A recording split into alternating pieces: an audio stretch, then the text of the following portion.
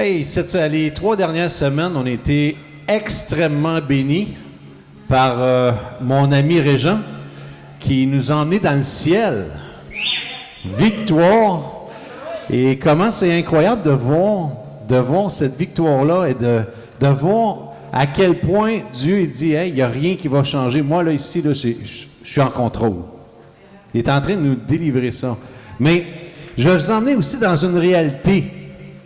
La réalité qu'on vit aussi dans ce monde et que Jésus a parlé énormément, est ce qui est la souffrance. Parce que souvent, on oublie, puis on voit que dans ce monde, la souffrance, elle est présente comme jamais. Pourquoi? Parce que la planète a été affectée par le péché, par l'iniquité. Tout a été affecté. Tout a été touché. Tout au complet, les relations, on parle des relations, on parle de l'économie, les gouvernements, la nature, tout, même ton corps a été touché. Vrai? Tout au complet à cause du péché. Le péché a fait en sorte que tout a été affecté, tout a été brisé. Et la souffrance, elle vient de là. Et souvent, c'est pour ça que on est là, les gens crient « Ouais, mais la souffrance existe. Si Dieu existe, la souffrance, pourquoi la souffrance? » Bien, premièrement, c'est une chose, la souffrance, en quelque part, c'est nous par choix qu'on a emmené dans ce monde, le péché. Nous a emmené aussi, qui fait en sorte qu'aujourd'hui, on expérimente cette souffrance à cause du péché. À cause que l'homme a désobéi à Dieu. À cause que l'homme s'est éloigné de Dieu, n'a pas cherché les intérêts du royaume de Dieu, mais ses intérêts. Et c'est ce qu'on vit aujourd'hui. Tout a été brisé, tout a été, en bon français, massacré. La seule chose qui n'a pas été touchée, c'est la parole de Dieu. Et c'est pour ça qu'elle est notre boussole, elle est notre repère, elle est notre ancre, elle est notre rocher, elle est tout pour nos vies. La parole de Dieu est tout. C'est ce qui doit être élevé le plus dans nos vies. Ça, c'est un premier point que je dois vous parler ici. Et on voit ça aussi au travers de la souffrance. Ecclésiaste 7.3. Ecclésiaste 7.3. La douleur est préférable au rire. Elle attriste le visage, mais elle rend le cœur meilleur. Elle rend le cœur meilleur. Elle rend le cœur à chercher la réalité des choses qui est Jésus, la parole de Dieu. Elle m'emmène à chercher son cœur. Est-ce que la souffrance, est-ce que les difficultés qu'on vit sont bons? Amen. Amen. Pourquoi? Parce que ça nous approche du cœur de Dieu. Et c'est pour ça que les souffrances, il y a une bénédiction dans la souffrance. Sauf qu'on ne la voit pas nécessairement quand on souffre sur le coup, ou on est dans la tristesse, ou on est dans la déception. Un deuxième point ici, Jésus nous dit qu'on va avoir des tribulations. Hey, wow, super nouvelle, merci Seigneur. On va avoir des tribulations, on va avoir des difficultés, on va avoir des temps de souffrance. La Bible parle à plusieurs endroits de tribulation.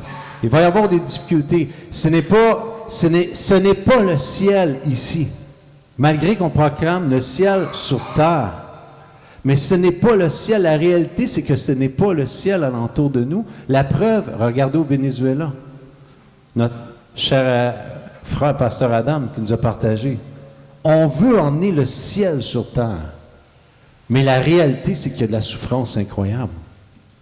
Et même si tout... Vraiment, moi, j'étais encouragé de voir comment les astres, Dieu a tout planifié ces choses-là. Il n'y a rien qui va faillir au plan de Dieu, même pas les élections américaines, même pas rien va changer. Tout va arriver. Ma joie est incroyable, mais la vraie réalité de ce que je vis alentour de moi, beaucoup de souffrance. Beaucoup de gens qui souffrent. Beaucoup de gens qui sont là, ils se posent des questions, ils n'ont pas d'espérance, ils n'ont pas la solution de la parole de Dieu dans leur cœur. Je regardais mes petits bonhommes tantôt, mes petits-enfants. Je regardais, la seule chose qui m'intéresse pour mon cœur, c'est qu'on puisse nous communiquer l'Évangile, on puisse nous communiquer le cœur de Dieu, qu'ils deviennent des amoureux de la parole de Dieu, parce que je sais qu'ils vont vivre des tribulations. Et vivre ces choses sans Dieu, c'est horrible. C'est horrible. Et l'Église, c'est là qu'on est rendu d'apprendre à connaître son Dieu, d'apprendre à le connaître dans la souffrance. Dans Jacques, ça nous dit, et c'est pour ça que Jacques il dit, hey, soyez pas surpris, il va y en avoir des tribulations. Ça va venir dans vos vies, vous les chercherez même pas, ils vont vous trouver. Ils vont vous trouver. Pourquoi? Parce que aussi, en même temps, ça fait sortir le parfum de Christ dans nos vies. Dans la souffrance, le parfum de Jésus-Christ sort dans nos vies. L'amour, et ça dit, à tel point qu'il y a de la souffrance, c'est aussi dans Matthieu 24, au verset 12, ça dit que l'iniquité va s'accroître d'une façon incroyable, le péché va s'accroître, et que ça dit que l'amour de plusieurs va se refroidir. Est-ce que c'est une réalité? Oui, c'est une réalité. C'est une réalité. Jean 16, 33, je ne sais pas, je l'avais donné comme verset. Je vous ai dit tout cela pour que vous ayez la paix en restant unis à moi, dit Jésus. Vous aurez à souffrir dans le monde. Mais courage, j'ai vaincu le monde. J'ai vaincu le monde. Et c'est pour ça que c'est la souffrance et je crois que quand on apprend à connaître Dieu d'une façon incroyable, la souffrance, on ne la voit plus pareille. On embrasse la souffrance d'une façon très différente. Pourquoi? Parce qu'on sait qu'on est conscient que Dieu est avec nous dans la souffrance. Dieu n'est pas au ciel, assis sur son trône, à manger du popcorn, puis il nous regarde ici, « Ah, mes enfants souffrent, elle va finir de pleurer tout à l'heure, là, puis... Non, Dieu souffre avec nous. Dieu souffre avec nous. Dieu, un troisième point, c'est Dieu a des émotions. On a été créé à l'image de Dieu. Vous savez que Dieu a des émotions? Vous savez que Dieu a déjà été irrité? Isaïe 54, verset 9, ça dit, « Je vais faire aujourd'hui comme au temps de Noé, au temps de Noé, j'avais promis, alors que toutes les grandes inondations ne submergeraient plus la terre, je te promets, de même aujourd'hui, de ne plus m'irriter et de ne plus te menacer. » Et Dieu était irrité. Dieu était irrité, il y a des émotions. Jean 11, 25, ça dit que Jésus, c'est le verset où ce qu'on connaît plus, Jean 11, 25, Jésus, oh, c'est celui-là? Non, c'est pas celui-là. Mais où ce que ça dit? Jésus pleurant. Une émotion. Il voyait les gens souffrir, il voyait les gens dans la peine. Jésus pleurant. Quand Dieu nous voit en douleur, Dieu pleure. Et c'est ce que je vécu cette semaine. Les souffrances, c'est comme si Dieu me disait, « Hey, mes enfants souffrent. Je souffre. » Cette semaine, j'ai vécu une situation où ce que quelqu'un de très proche a commencé à dire des choses, à me dire des choses, puis c'était comme, oh, c'était vraiment là, un coup de couteau, c'était blessant d'une façon incroyable. Dans mon cœur, c'était comme, il y avait comme une trahison qui s'installait. C'est comme, j'ai eu de la difficulté sur le coup quand j'ai entendu ça, je m'en allais ce soir chez nous, et d'entendre ça, puis c'est comme, j'étais comme, oh! Mes émotions ont commencé à s'élever en dedans. Tu as toutes sortes de choses qui passent dans ton cœur. Tu souffres en dedans. Et puis là j'ai dit, Seigneur, je viens à toi. J'ai eu 2 heures de mépris, de vivre dans ma merde en bon français, jusqu'à temps de venir dans la présence de Dieu. Je dis, Seigneur, je te remets ça à tes pieds. Parle-moi. Et Jésus m'a rappelé une chose, il dit, tu sais que j'ai des émotions comme toi. Quand on m'a abandonné, lorsque je suis allé à la croix, ça m'a fait mal. quand on a parlé en mal de moi, alors que je faisais le bien. Ça a blessé le cœur de mon père. Ça m'a fait mal. J'ai pleuré.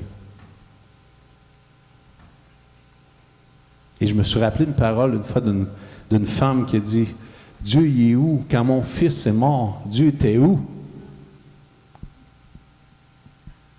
Il y a quelqu'un qui a répondu, « Dieu était à la même place quand son fils est mort aussi. » Il pleurait.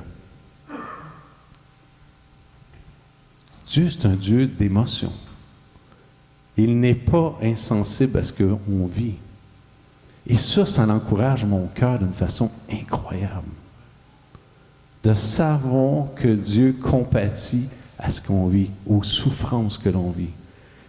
Ça a encouragé mon cœur d'une façon incroyable. Pourquoi? Parce que ça dit que c'est Dieu de souffrance.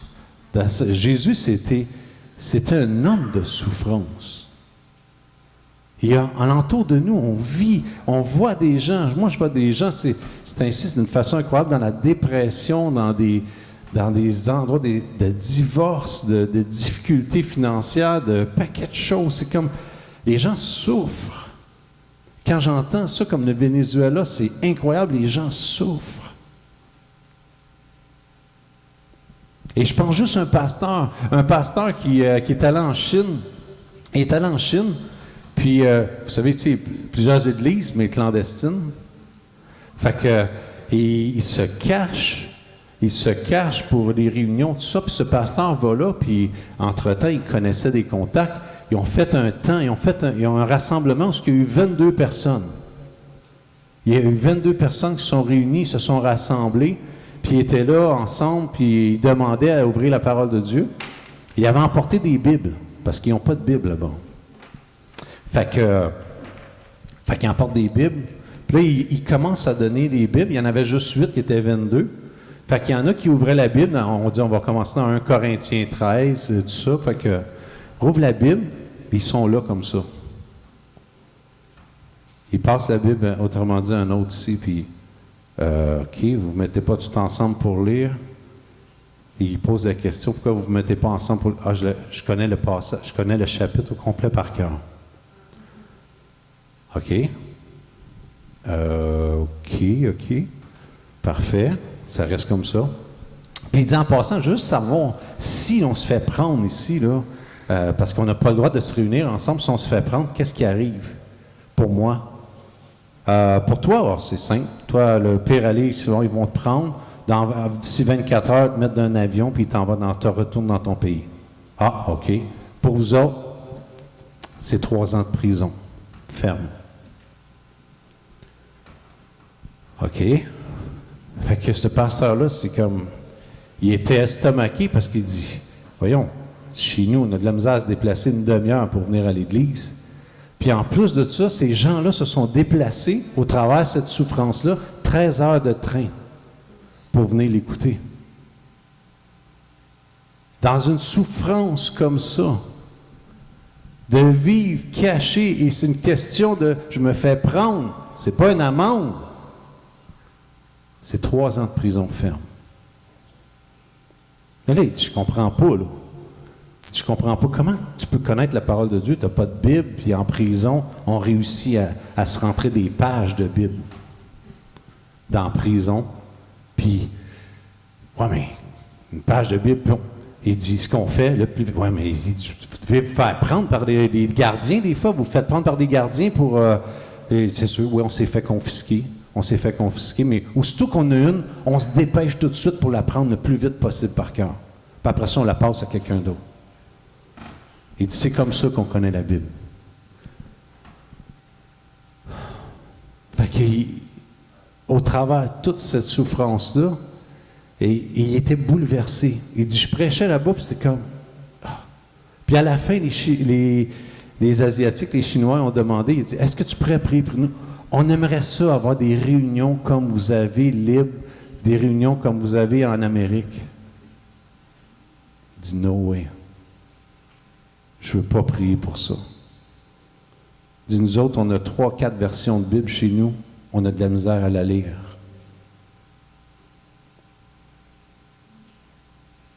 On a de la misère à se déplacer pour un rassemblement à 10-15 minutes de chez nous. On a toutes les raisons pour pas y aller. Il dit, toi, vous avez fait 13 heures de train, vous êtes venus ici. Puis en plus de ça, au coût de 3 ans, puis il dit, ici, je veux savoir, vous êtes 22, combien qui sont déjà allés en prison? 18 personnes ont levé la main. Il est encore là.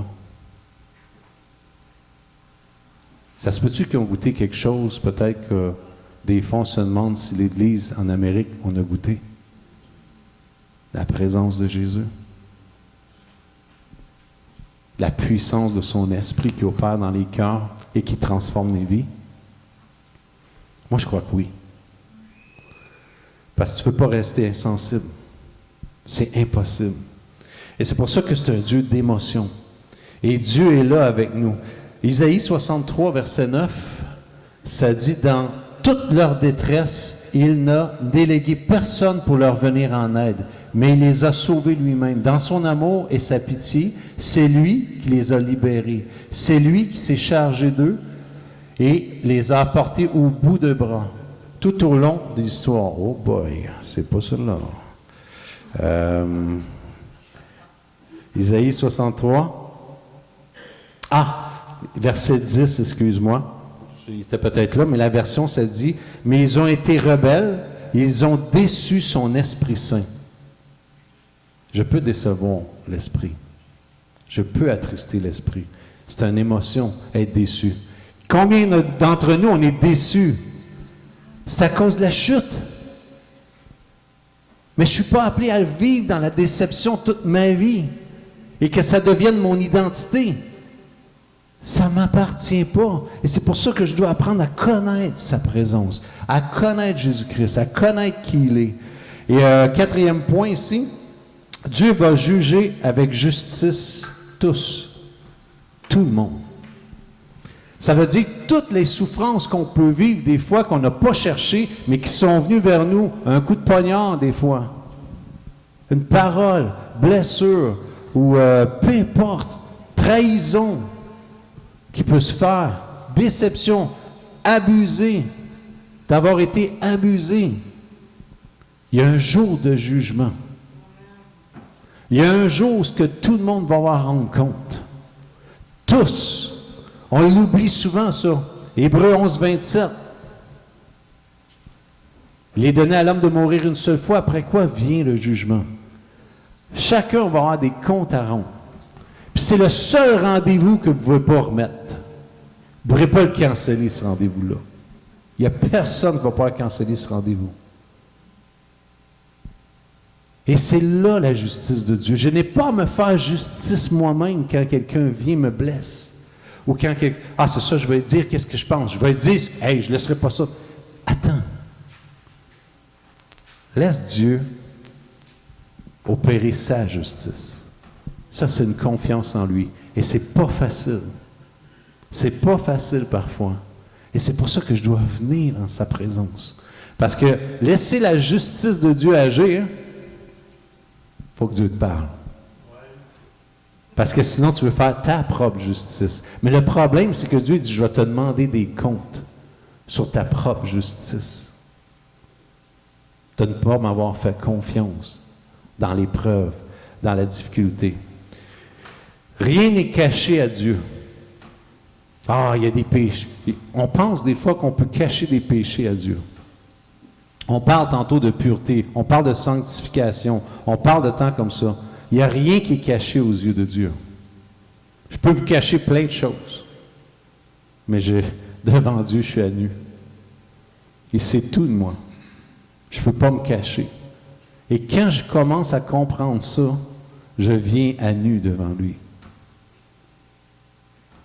Et je n'ai pas peur de lui manifester ou d'exprimer ce que je vis. Pourquoi? Parce que Dieu veut me restaurer. C'est un Dieu de restauration. Hey, on vit dans un monde où c'est incroyable. Depuis le temps, pasteur Jean, pasteur, pendant des années, moi, même chose dans le counseling, combien j'ai vu de gens démolis à cause du péché. Des vies massacrées à cause du péché. À cause de ne pas connaître la parole de Dieu. Quelle grâce incomparable, quelle grâce on a de pouvoir que nos yeux, Dieu a permis que nos yeux s'ouvrent un jour sur sa parole et transforment nos vies. Combien on doit proclamer cette bonne nouvelle? Pourquoi? Parce qu'on veut voir d'autres vies changer. Rien n'est caché devant Dieu. Dieu, 5e point, Dieu va emmener au bien même le mal qui peut se faire dans nos vies. Ça, j'aime vraiment. Dieu a emmené la crucifixion est arrivée dans la vie de Jésus-Christ, mais la résurrection est arrivée après. Dieu a changé la crucifixion, le mal, l'a transformé en bien au travers de la résurrection. C'est la même chose dans nos vies. On peut vivre certaines choses, mais à cause qu'on a confiance en Dieu, Dieu peut le transformer en bien. Même le mal qui vient vers nous. Même ces difficultés, même les choses qui se passent, même dans notre Québec, je crois que Dieu va te transformer en bien. Je me repose en lui, sachant qu'il va te transformer en bien. On va faire tomber ces tours du mal par la prière, la puissance de la prière, l'Esprit de Dieu. Juste pour revenir un peu, le point 1, c'est que nos mauvais choix ont emmené le mal, le péché dans ce monde. On a choisi, c'était la liberté de choix qui fait en sorte qu'on a vécu ce mal-là dans le monde. Deuxième point, c'était tout est brisé sur la terre par le péché. Un troisième point qu'on a parlé aussi, c'est que Dieu pleure, Dieu a des sentiments. Dieu est affecté par tout ce qu'on vit. Dieu n'est pas insensible. Et quatrième point, le jugement, qu'on a parlé tantôt. Puis Dieu peut transformer les choses, ce qui est mal, il peut le transformer en bien. Mais il y a une clé là-dedans. On va voir 3 principes. Il y a une clé qui est vraiment importante pour pouvoir expérimenter ça dans ma vie. Et c'est de pouvoir venir être réconforté dans les bras de Dieu.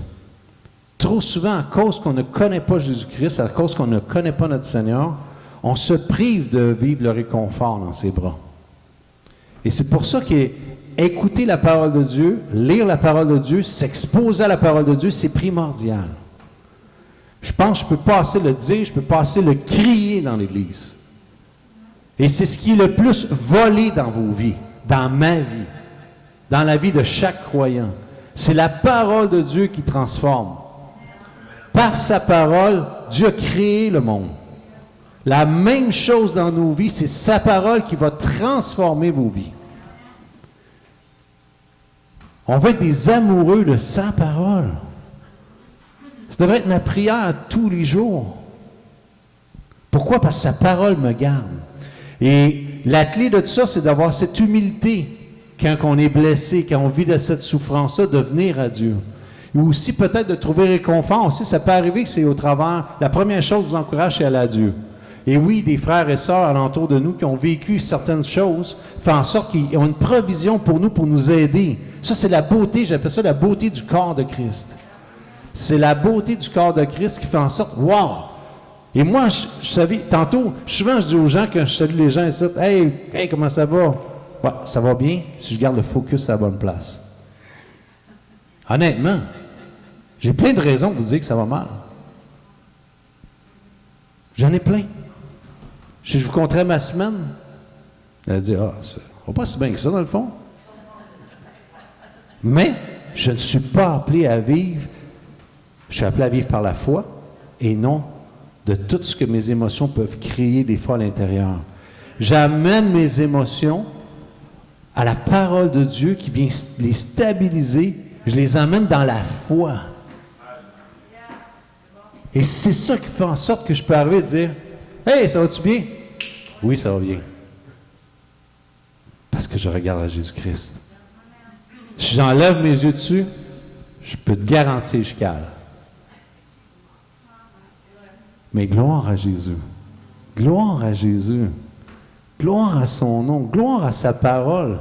C'est incroyable. Et c'est pour ça que je dois avoir un focus. Un focus. Je focalise sur la vérité au lieu de mes émotions. Sinon, si je ne fais pas ça, je vais croire un mensonge. Hey, il m'a blessé. C'est un mensonge. C'est pas il, c'est eux. L'atmosphère du péché qui est là, des princes, des principautés qui sont là. C'est eux qui veulent te priver de la vie abondante avec Dieu. C'est pas elle, c'est pas lui, c'est pas ton travail. C'est pas ta femme. C'est pas ton mari non plus, ni ton chien. C'est tout ce qu'il y a alentour. Pourquoi? Parce que on a été créé, comme on a dit tantôt dans le chant. On a été créé pour quoi? L'adorer. L'adorer quand? Quand ça va bien? Dans la souffrance, dans les difficultés, quand ça va bien. L'adorer. L'adorer. L'élever. Le nom de Jésus dans nos situations. Ce beau nom qui transforme tout. Et c'est pour ça que je n'ai pas de temps à gaspiller. Je ne dois pas gaspiller mon temps à essayer de me venger moi-même. De planifier ces choses-là. Parce que le temps que je prends à voir me venger ou à ne pas pouvoir pardonner, c'est une question de temps. Ça va revenir dans ma vie et ça va me blesser encore et encore et encore. Et je vais vivre une éternelle blessure. Vivre dans la blessure, c'est tout simplement absence de croire en Jésus. Le soir, ça m'est arrivé où les gens, la personne m'a dit ces choses-là, j'étais comme, si tu m'aurais rentré un poignard, je pense que j'aurais fait aussi mal. Ça fait mal. Je dis, Seigneur, je ne veux pas assez en dedans, là, c'est comme, Je dis, non, Seigneur, je viens dans ta présence. Et là, Dieu m'a montré à quel point lui, il a souffert. Il m'a montré, il dit, tu comprends ce que j'ai souffert? Et c'est rien comparé à ce que j'ai souffert. J'ai que fait le bien. Moi, je peux avoir échoué envers la personne, mais il dit, moi, j'ai fait que le bien. J'ai fait tout ce que mon père m'a dit de faire. Malgré ça, on m'a rejeté. J'ai vécu l'abandon de ceux qui m'accompagnaient. Ça fait mal. J'ai été rejeté à cause du péché. Ne vivons pas comme ça en tant que rejetés, mais en tant qu'acceptés dans le bien-aimé. C'est ça qui fait la différence. Près de son cœur.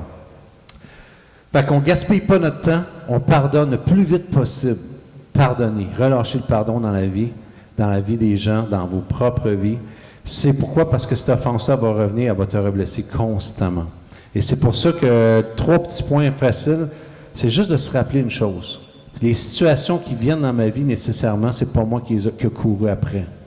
Fait que le mal qui peut venir dans ma vie, les blessures ou ces choses-là qui peuvent venir de l'extérieur, des fois une personne. Et le plus étrange là-dedans, c'est les gens les plus proches de nous autres que le diable, des fois, permet qu'ils utilisent, qu'ils viennent nous... Oh! Pourquoi? Parce qu'il sait que ça va faire mal. Un inconnu, il ne choisit pas ça. Dieu permet ça. Pourquoi? Pour qu'on puisse expérimenter sa présence, sa guérison, de vivre de toute parole de Dieu. Pas de toute parole d'offense. Toute parole de Dieu.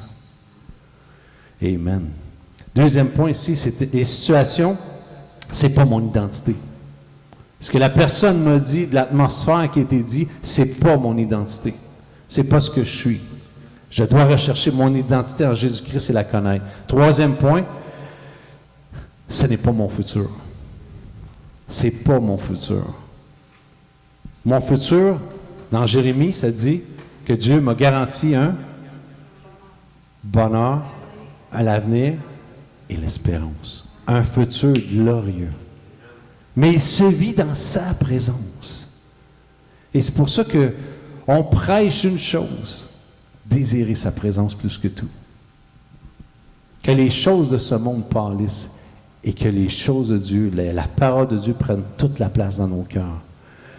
Dieu, c'est un Dieu de restauration. Je n'ai aucun droit de vivre en tant que victime. Aucun droit en tant que vivre, en tant que blessé dans la vie. De vivre abusé. De vivre la déception. Je n'ai aucun droit de vivre ça parce que Christ a payé pour que plus jamais je le vive. Mais ça va venir. Et ça fait mal. Et je dois me retourner et demander à Dieu qu'il restaure toutes ces choses-là en moi. Lamentation 2.19. Lamentation 2.19, ça dit « Ne te retiens pas. D'heure en heure, remplis la nuit de tes lamentations. Vide ton cœur en sa présence, en présence du Seigneur. Vide ton cœur. Dieu t'invite. Viens le vider ton cœur en sa présence. Et on sait que le soir, c'est le temps le plus... moi, c'est arrivé le soir. C'était passé dans la journée. Le soir, c'est arrivé, tes émotions, tout. Tu commences à repenser à ce que la personne te dit. Tout ça, puis c'est comme... tu as des émotions qui prennent place, qui viennent du royaume des ténèbres. Je suis en train de croire un mensonge. Plus vite je viens dans sa présence et remplis mes nuits de lamentation, vide ton cœur sa présence, tends vers lui tes mains suppliantes pour la vie de tes jeunes enfants. C'est un autre contexte qu'il y avait là-bas, mais c'est la première partie. Vide ton cœur en sa présence. Jésus aime quand tu viens vider ton cœur. Hein? Pas pasteur. En sa présence. Va à lui en premier et il va te guérir. Va à lui en premier, une seule, et demande-lui, dis-moi juste une parole et je serai guéri.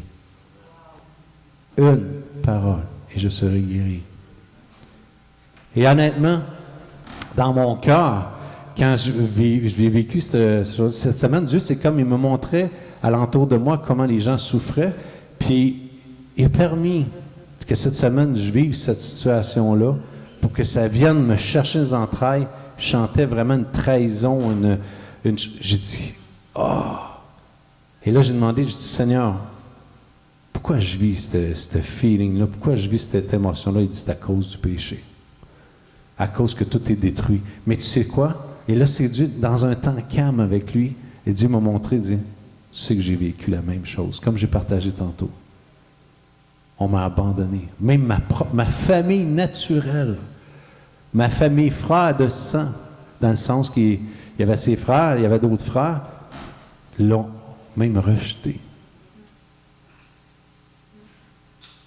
On peut vivre des choses difficiles dans nos familles.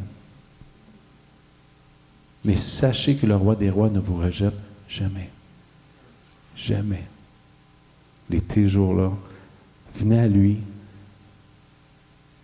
Prenez du temps dans sa présence. Je reviens encore à l'écoute de Dieu. Honnêtement, ça me bénit énormément. Le livre qu'on fait présentement à l'écoute de Dieu, je veux vous encourager, prenez-le.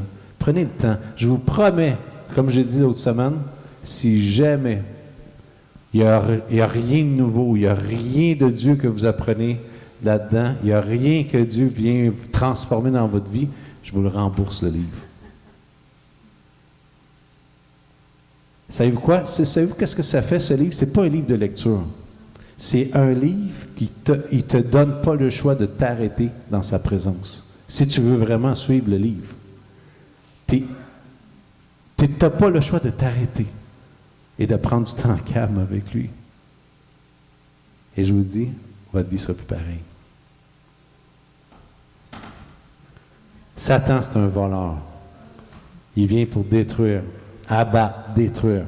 Jésus vient toujours pour donner la vie et en abondance. Amen.